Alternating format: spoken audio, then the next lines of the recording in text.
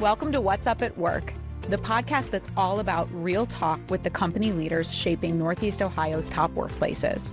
We're diving into the stories, strategies, and sometimes hilarious moments that come with creating the thriving teams that drive the region's most successful businesses forward. Whether it's a CEO sharing their leadership philosophy or an HR exec spilling their best people-first strategies, we're here to give you insights you can actually use to build a better workplace. Hit play and let's talk about what's really up at work. Welcome back to What's Up at Work, everybody. I'm Sam Clyde Schroeder, Vice President of Sales and Marketing at ERC, and today we're talking about what happens when you bet on yourself. Jess Jung is the president of Oswald Companies, and she didn't set out to lead one of the nation's top insurance firms, but her mix of curiosity, grit, and a deep belief in learning by doing led her exactly there. In this episode, Jess shares how she found her lane at the intersection of business and psychology, why she brings the doers into the room, and how Oswald's culture is redefining what it means to be magnetic, even in insurance. Let's get into it. Jess, welcome to the show. Thank you. I'm excited to be here. I'm so glad to have you here. Your journey to becoming president of Oswald, it wasn't exactly a straight line, nor did it start with a 5-year plan. Let's rewind. So going into college, you thought that you were going to be a pediatrician. I did. And now you're in insurance. Yes, I am. What happened? Well, it started off with I was in labs enjoying every minute until I started actually fainting in class, and still to this day do not know why. And so had to pick something else because that wasn't going to be a sustainable strategy. So I was enjoying a psychology class at the time. I was fascinated by it, and so I decided to get into the psychology mode. I was going to be a psychiatrist. And until junior year, I was going to do that. And I put myself through college and undergrad. And so I was going to have to put myself through grad school. And I thought, well, it's going to be tough. So I better go get a job, like a good one. Right. And I was going to go back to school at night. I went to the business school and I started taking business management classes. And that's where the intersection of psychology in business became very apparent to me. And I ultimately just became fascinated with that. So went and got a job out of school. That job took me to the insurance industry. I started working for a company named Chubb, and they hired me in a management role. I didn't know anything. Straight out of college? Straight out of college. Wow. I started managing people. I had no right or business doing so. I was fascinated by it. I dove right in, and that's when the rest is history. Things sort of stopped. Started, I should say. I just became fascinated with business and the psychology of business, and people and talent are your greatest asset. And I saw that really quickly. And I just ended up throwing myself all into business and work and decided I didn't want to be a psychologist anymore. I wanted to explore the business route. Now, were you a good manager coming straight out of school, given your background, or did you need to work at it a little bit? Oh, I wasn't good at anything right out of school. So I started managing 5 to 10 people, and they were all double my age. And I was humble and asked a lot of questions and asked them to teach me how they do what they do. How could they do it better? How could I help? Right. So I just sought the opportunity to figure out quickly, how can I add value to these humans? Yeah. And it was that at first they were like, who is this little girl that is now our manager? And they would look me up and down and be like, how in the world is she going to do anything for me? Right. And I quickly saw that. And I thought, okay, Linda, tell me all about you. Tell me about your family. Tell me about your role, how long you've been here. What do you love? What do you hate? Learned a lot about Linda. She was the typist at the time, right? And just all the little things. You just move on to the next person and figure it out and figure out how you can help make their world better and help them be better for the bigger world that they're part of. And before you know it, you're adding value and you're shocking yourself. Right. So even though none of this was part of your plan, obviously it ended up really satisfying your passion. When did you realize that this was the industry that you wanted to work in forever? So I was fascinated with what we were doing in the world of underwriting. What is so cool about the world of insurance and underwriting is how much you learn. It makes you a more interesting person. It makes you great at cocktail conversations, and you realize what makes the world go round. You can't do anything until you have the proper insurance in place. And what's interesting about that is not only is it required and necessary, it requires every kind of talent that exists. Everything from an actuary to a salesperson and everything in between. And so there's something for everybody in a really important industry that doesn't always get the best rap. Right. But is sort of it's under the radar and incredibly important and required. So that's kind of cool. I never really thought about that. Insurance is incredibly necessary. Everyone's mad about it, but most things that are required, people are kind of mad about all the time. Exactly. Early in your career, this is a cool story. You had this moment where you were in a meeting and you didn't think you belonged there, but you spoke up anyway, and it completely changed your trajectory. Can you walk us through that moment and how it shaped your path to leadership? Yeah. So I was in a support role, and our branch manager at the time asked me to join a meeting with one of our biggest brokers. And so I thought, I said, are you sure? Are you I got an email. I'm like, did you mean to send this to me? And he's like, of course I did. And I'm like, okay, I kind of thinking why? And I was intimidated for sure, because I wasn't externally facing at the time. Right. But I was very much behind the scenes, understanding what had to happen to make whatever was externally facing really good. And he saw that in me, and I hadn't seen that in me yet. So I knew, and I cared a ton about it, but I don't even know that I saw the impact.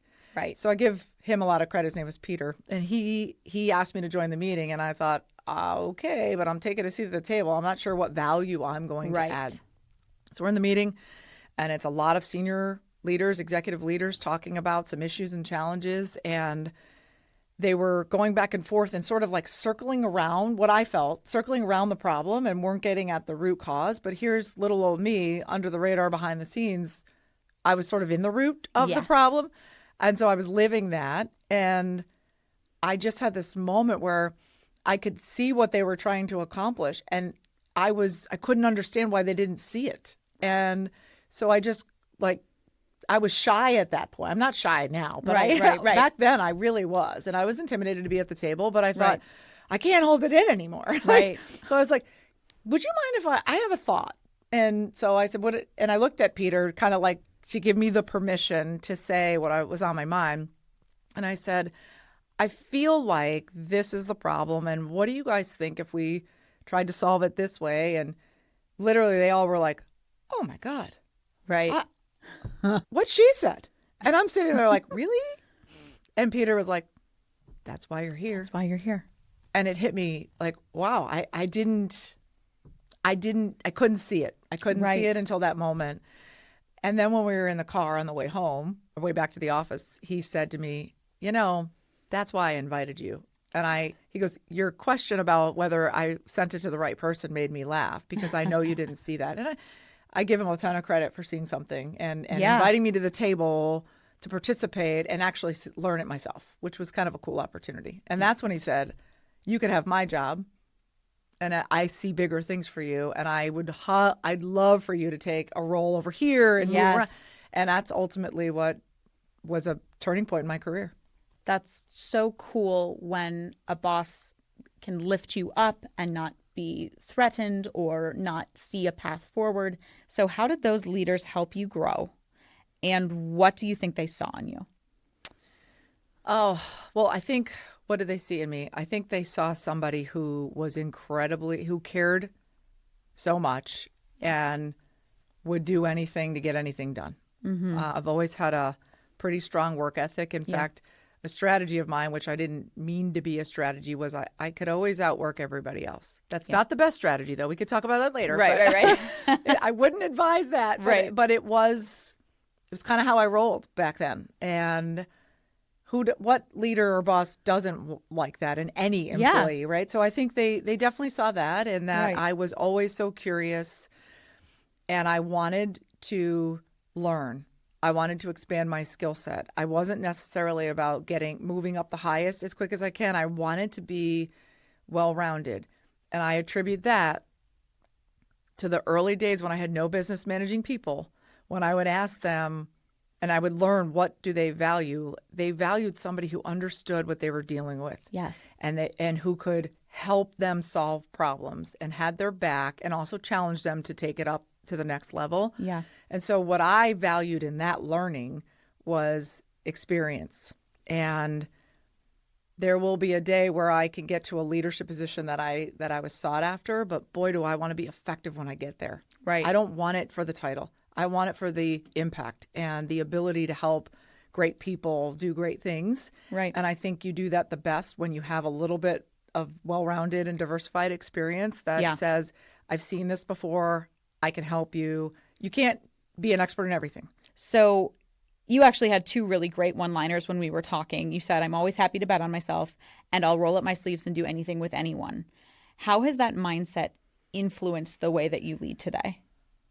So I think leading is modeling the way. Yeah. Like 100% of the time.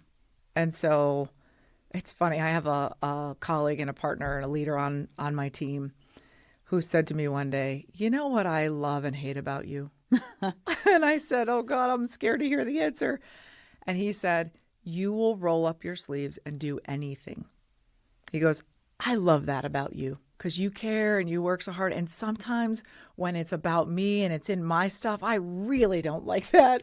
And I thought, it made me laugh because I love the honesty, but I expect that of every leader that I work with. I do. I think leaders show up. I think they roll up their sleeves and help. I think they have to, of course, inspire and expect others to do what they need to do and meet the expectations that we have of them. But you get people to do that when you show them how, and you show them that you're in it with them and that you're not too good to do any of those things. It's inspiring, right? I think. And I frankly don't know another way. And I've gotten criticism along the way from some people who said, you really shouldn't have to dive in and do that. And in some cases they were right. And in other cases I'm like, this is just how I do what I do. Right. It's my comfort zone. It's how I build relationships, credibility, respect. And to me, that's everything. Right. And there's a lot of value, as you said. You get buy-in when you know how to do the work that people are struggling and grinding through every day. Right. And you're able to not just drop knowledge, but actually understand and share an experience. Right. And sometimes you don't even have to do it, but them knowing like you will, it just sets the example of like, if I will, why can't you? Right. 100%. 100%. So there's a lot of pressure today to kind of climb up as fast as you can or have everything figured out right out of the gate. What would you say to someone who feels stuck between advancing and learning? Oh, gosh. I would say bet on learning. Bet on learning. To me, if you are truly in it for all the right reasons, then you want to learn more and you want to evolve because it makes you better and more impactful. Mm-hmm. It is what fuels your ability to add value. Mm-hmm. And if that's your MO and your why, the advancing takes care of itself. Right.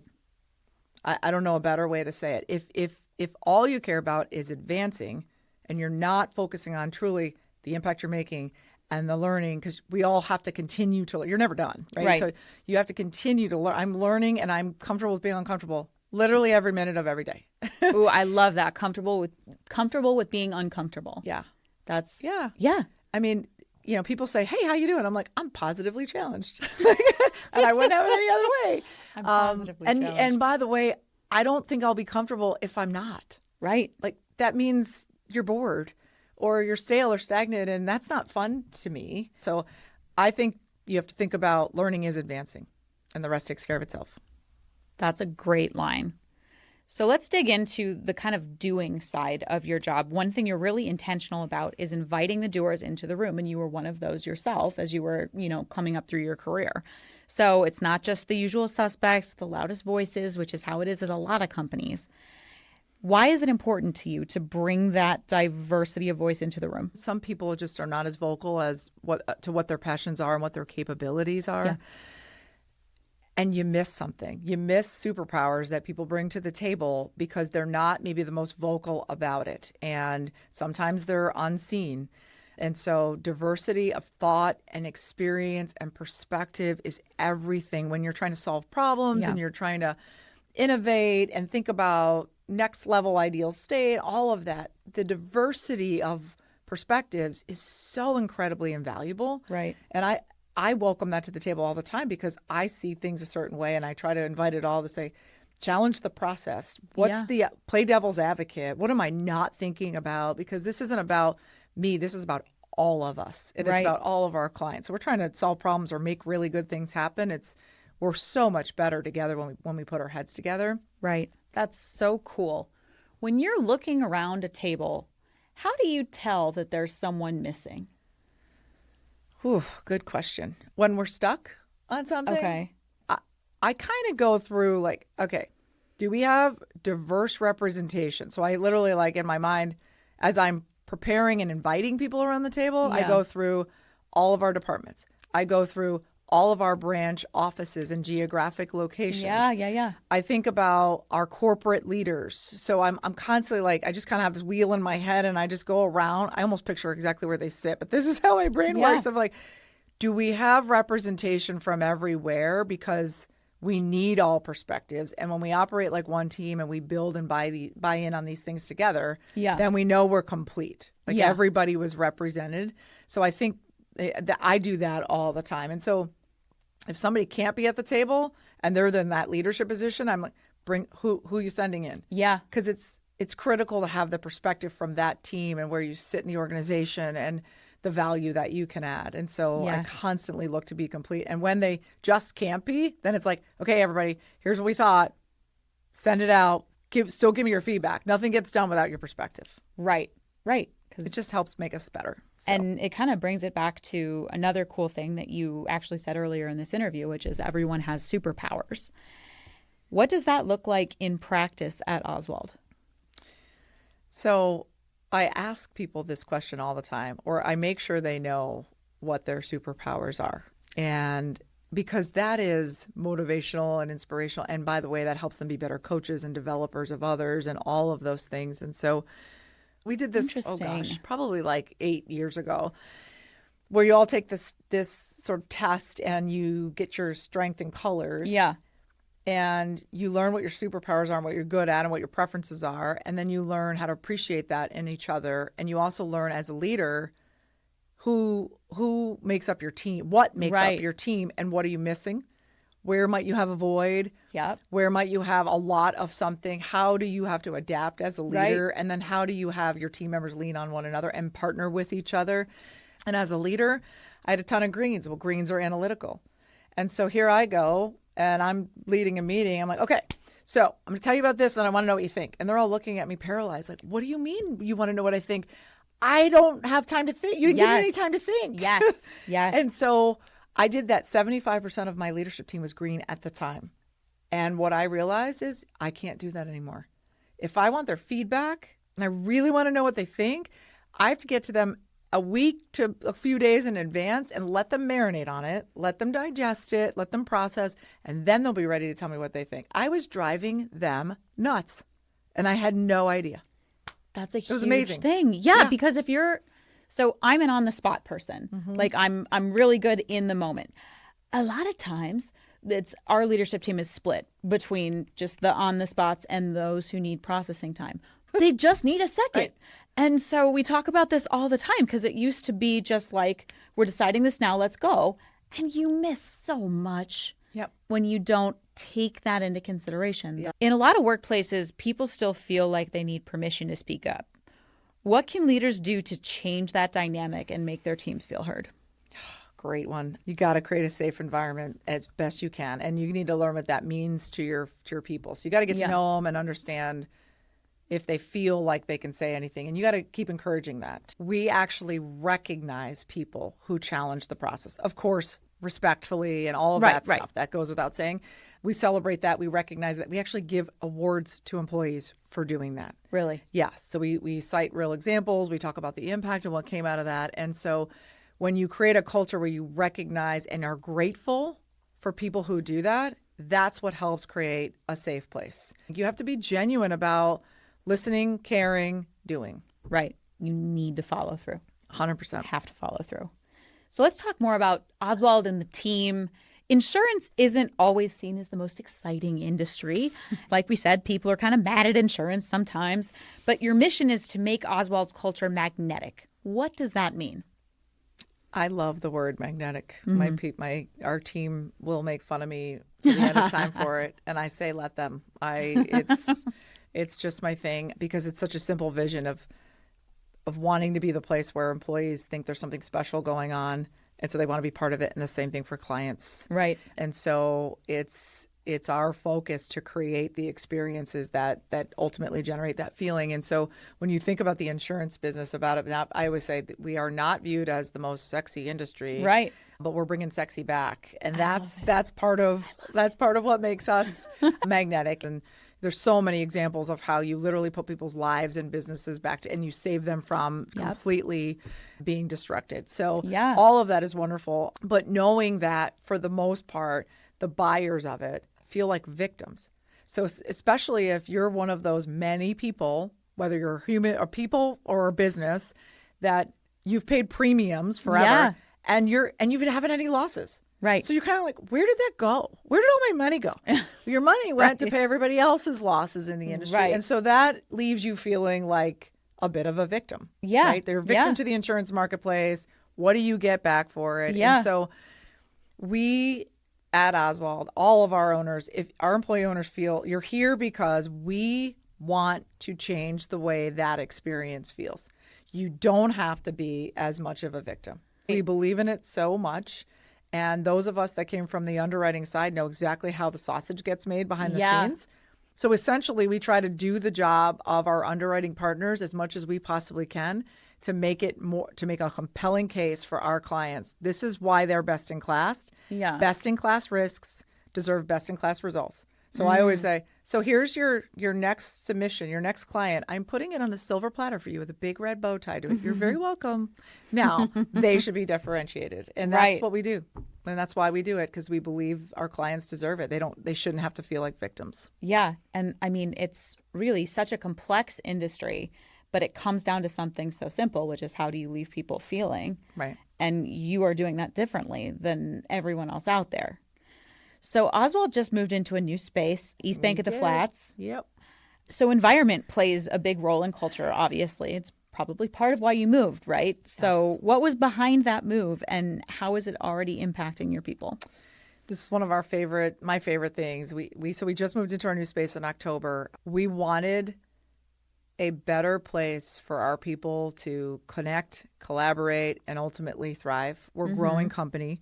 We wanted to get to a part of town that invited them back in a post-pandemic world when you're dealing with the balance. And we all have so much more flexibility in our lives today. And so our employee owners do too. We have a hybrid working arrangement. But we felt that we needed to create an environment that was a little bit more conducive to being magnetic, right? To attracting them back and wanting to be together in something that was fresh and energizing and offered space that was more conducive to collaborating together, because we are the best for our clients. We show up the best when we work together.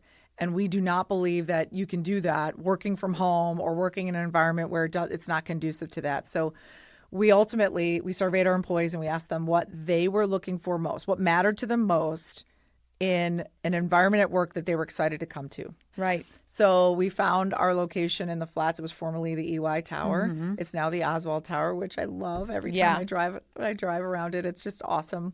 We're really proud of it. And so it checked all the boxes. It offered, everybody has a permanent personal space, and it offered a lot of additional really cool collaborative spaces. Everything from a really cool cafe with amazing views to the rooftop of the building. So it was fresh and new and energizing. And so it's been really great to see like all of these fun little collaborative spaces. Like a couple of weeks in, people were like sitting in them and I would take a picture. I'm like, that's exactly what I was hoping for. I wanted. People think I'm nuts because I kind of am, but it's just so fun to see that. It's just been really cool. And now it's like, this is our first summer. So it's kind of cool to be in the Flats. Oh, yeah. Access to so many more restaurants and places to hang out together and even get out of the office and be together within walking distance. We're huge on wellness. So we have a group of employees that do walks at lunchtime. And it's just, we didn't have that opportunity before. Right. It's just all new and really energizing. And it's just helping us. We're growing. We're committed to downtown Cleveland. And this space was built and designed for our next chapter of just taking our commitment to this community to the next level. One other thing that you said a couple times that I just want to clarify. So you say employee owners when you're talking about your people. What does that mean? So we are an employee ownership culture, which means that every single Oswald employee owns a piece of Oswald. Cool. And that has been, I think, a huge core of our culture, a differentiator. When we attract really good talent, they want to come because they know what they can contribute, and they want to be part of something and feel true ownership in it, so that all of their contributions and the impact that they make ultimately relate to our success, and then we all grow and achieve together. Right. So we own it, so we act like owners.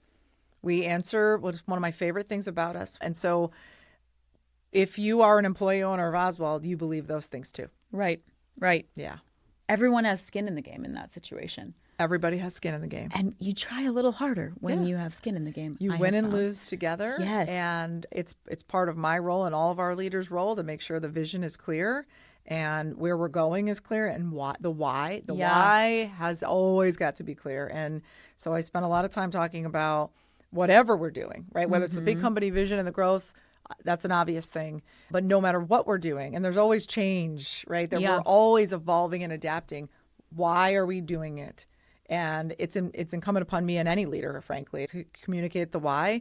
And our owners deserve answers. They own the company. There's a piece. They own a piece of it, and they should understand exactly where it's going and why it's going that way and how they can help. I love that. And you're doing so many cool things in insurance, which, as we said, is not always the sexiest, but we're bringing sexy back. There are a lot of other companies out there, other listeners who are leaders at companies in industries that don't have a lot of pizzazz, not a lot of jazz hands, at least not on the surface. But for leaders of those organizations who find themselves in that boat, what advice would you give them to help them make their workplace or even industry feel more magnetic? Oh, gosh. The best thing I can say is believe in what you're doing, right? Yeah. If you don't feel it yourself, you'll never be able to get to that level. Right. So I have an incredible passion for what we do. I believe in our industry. I believe in the power and the impact of it. I recognize the pitfalls and the maybe the reality of the fact that not everybody perceives it the way you want them to perceive it. But that's the challenge. That's the awesome opportunity we have. Right. I get why you feel the way you feel, and let's show you how and why that can be different. And that ultimately is our purpose. That's really good advice. It's really, really good advice. I mean, for any salesperson, anyone who works at a company, like, you got to believe in it. Yeah. Otherwise, it's inauthentic. I mean, who wants to talk to somebody about something that they're trying to either sell them or engage with them, and they don't even believe it? They're not passionate about it. It's like, that's a yawn. Right. If they're not passionate about it and you're going through the motions, how are you going to get somebody else passionate about it? That's really what it comes down to. So that's a basic answer, but it's so the root of, like, if it's the foundation of it. If you don't have that, then you don't have anything. And then it's a matter of, okay, we're passionate about it. How do we take it to the next level? How do we get creative? What's it going to take? And everybody working, bringing everybody in to work together to make it awesome. Right. You have this amazing perspective as a leader, and, in your situation, being a woman leader who had to come up through the ranks, just women in the working world, you've shared that you never felt held back or pushed forward because you were a woman. That's powerful. Why do you think that's been your experience? I remember this example. I'll never forget it. And I was sitting around a boardroom table one day, and there's probably 10 or 15 of us leaders in the room, and I was presenting on something. And I don't remember the topic, but I remember being really pumped about it, really excited about it. And so I was standing up presenting, and one of my colleagues, who was a male, said, "Wait a second, Jess, can I stop you for a second? Like, did you realize that you're the only woman at this table?" And there's so many people, like women, who will listen to that and say, "You've got to be kidding me." And I get it, right? Right. And at the same time, I also get that I happen to know this person pretty well. He was actually very well intended. Yeah. So here's the point. The moral of the story is, I didn't realize it. I didn't even see it. That's wild. I never noticed it because I never do. Right. I was there really excited about getting done what we were talking about. Right. And really passionate for the cause, that I didn't see anything else other than this opportunity to go get this done, and how I was going to present a compelling case. Right. And get some buy-in and move ahead. Right. And obviously I didn't expect to be stopped and asked that question. Right. And so I sort of stood, I was stunned for a second, and this is how I handled it. you just react. And so Right. I went like this, I looked this way and I looked that way. And I said, no, I didn't. Is that okay? And Right. he said, well, of course it's okay. I think it's really cool. It just hit me. And Right. he was not ill-intended, right? He wasn't trying to be a jerk or And anything so like that. it was just so fun. I tell that story. I've sit on panels and I work with Yeah. our Women's Leadership Council and other women's leadership councils. And I tell that story a lot because it's how I explain how I felt. That doesn't mean it's how everybody else feels. Right. However, go down the road in, Right. in advancing the mission, in advancing what you believe in, and Right. and standing up and speaking up and having a seat at the table because you're a leader, Right. because you care about the mission, whatever the task is at hand. Yeah. And I think if you just focus on doing that, the rest can take care of itself. Right.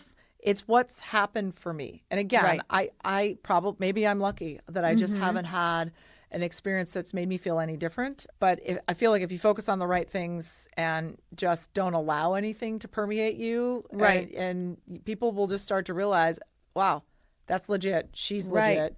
Right. I want to do good things with her. Yeah. You know, that's the best advice I can offer. Right. That's what's worked for me.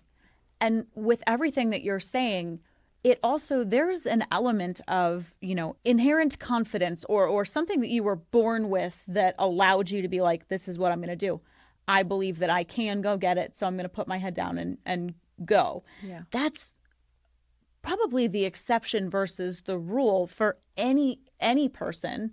And in women, it can work to their detriment in the workplace. And that's not, if you're not just born with this, whatever it is inside of you, but they still bring amazing things to the table if you allow them to and lift them up and give them the voice. How are you doing that with these other women who might not be wired the same way that you are? I think what works is just getting to know them and figuring out what that superpower is. Yeah. Figuring out what are they passionate about, allowing them and enabling them to be comfortable with being uncomfortable, recognizing that you can help sort of guide them a little bit and have their back and feel like you're their partner in bringing them to a level of uncomfortableness that they can start to get comfortable with, right?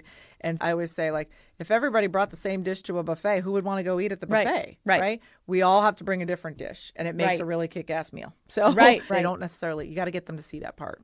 They feel empowered. Empowered is probably the word. Trusting people is critical, and because you want them to trust you back, and that's how Right. you gain it and earn it, and that's how, when you have that, that's how you do great things together. Yeah, 100%. All right, Jess, we've reached the point in the show now. So HR hot seat. So it's a bunch of rapid fire questions. You answer in 3 sentences or less, but if you need more, feel free to expand. Okay. All right, you ready? I'm ready, I think. Perfect. All right, what was your very first job and what did it teach you about people?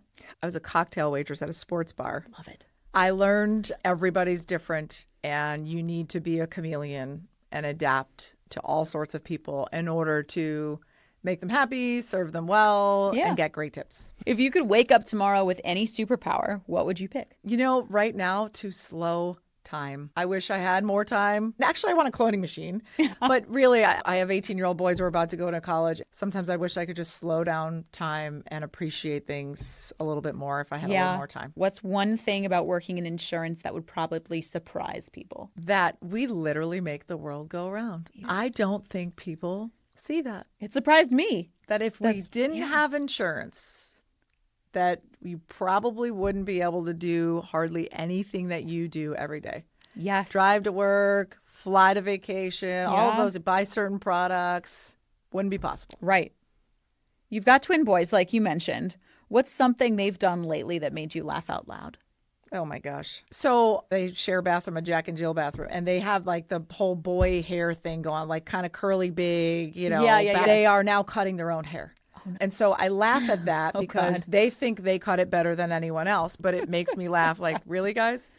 I could take you to get your hair cut, but they'd rather do it themselves. They are cutting their own hair. They're cutting their own hair. That's hilarious in and of itself. What's the best piece of advice a mentor ever gave you that you still actually use? Stop working your life away.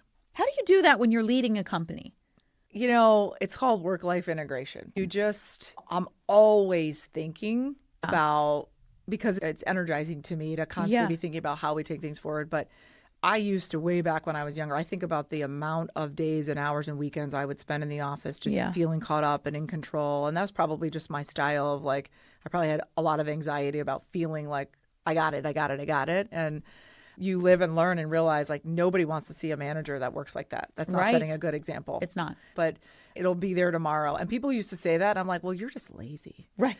And now I realize what they were trying to tell me. Yeah, right. Who's someone outside of the business world who influences how you lead? I have become a Mel Robbins, like, total fangirl. I read Let Them, her book, and now I'm a total Mel Robbins podcast groupie. Yeah. And I think her real, genuine approach to things is inspiring to me. And I love how the topics are about it's work and life integration. It's about being a good human. It's about all things, anything and everything, leadership to momhood and everything in between. And so I'm inspired by Mel. What's one work-related hill you'll die on, no matter how unpopular the opinion?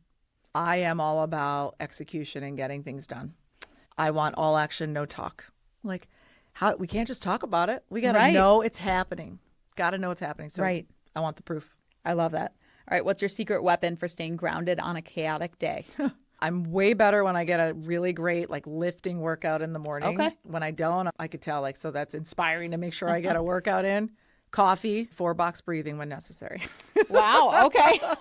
Take a breath, get up, walk around. It's amazing what 2 minutes could do. All right, last one. What's one leadership quirk or strength that makes you totally you, even if it's a little unexpected? I am known for the Jessisms, the random words that I like, the magnetic thing. Right. You know, I kind of take a theme and I'm not going to just say it and be all over the place. Like, we're going to drive that home until I feel like it's driven home, and it's only for the things that matter. Yeah. Jess, this has been such a fun and insightful conversation. Before we wrap up, you've worn a lot of hats in your career and continue to grow as a leader still. For anyone listening who's early in their career, what's one mindset shift that helped you get where you are?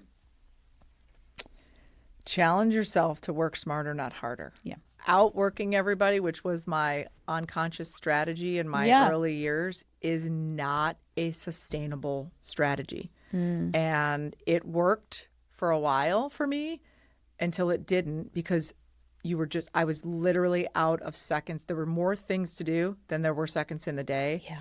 And when I realized that, it hit me hard. Like, oh gosh, like this is how I've earned anything I've earned.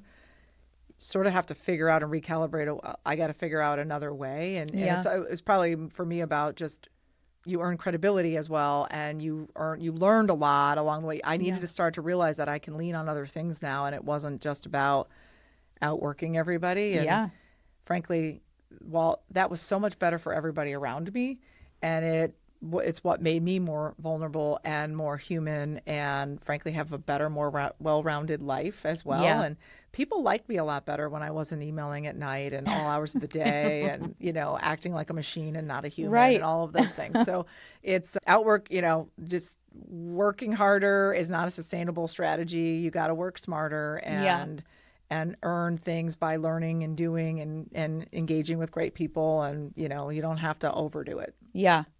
Jess, thank you so much. I'm so happy that you were here. That's it for What's Up at Work today. Big thanks to Jess Jung for joining us and for showing us what it looks like when curiosity and courage and heart are brought into your leadership. If you like this conversation, be sure to share it with a colleague, drop us a review, or subscribe so you never miss an episode. Until next time, keep learning, keep connecting, and stay curious about what's up at work. We hope you enjoyed this episode of What's Up at Work. Now it's time to get out there and start building better workplaces. If you need help with where to start, ERC has your back. Head to yourerc.com for exclusive HR tools, insights, and resources to help you attract and retain top talent.